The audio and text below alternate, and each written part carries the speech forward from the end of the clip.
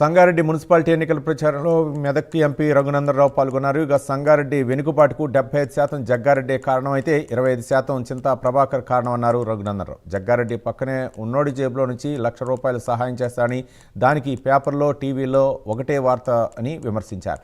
ఎంత ఇచ్చిండో కాదు, ఎంతమందిని ముంచాడో వార్తలో రాయాలన్నారు రఘునందనరావు. కేంద్రం సంగారెడ్డికి అండర్ గ్రౌండ్ డ్రైనేజీ మంజూరు చేస్తే మామ మెప్పు కోసం హరీష్ రావు గజ్వేల్ తీసుకెళ్లారని చెప్పారు. సంగారెడ్డి ఎమ్మెల్యే చేతకాని తనం వల్ల ఇది జరిగిందన్నారు రఘునందనరావు. జగ్గారెడ్డి గారు చెప్తారు, రాజశేఖర రెడ్డి గారు పైన జేబుల, రోషయ్య గారు కింది జేబుల, కిరణ్ కుమార్ రెడ్డి గారు పక్క జేబులు ఉన్నాడు అని చెప్తాడు.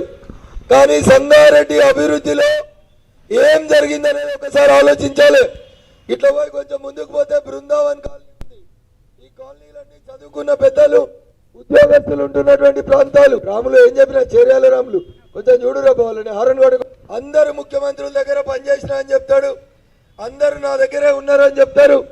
కనీసం సంగారెడ్డిలో ఒక స్టేడియం దిక్కు లేదు.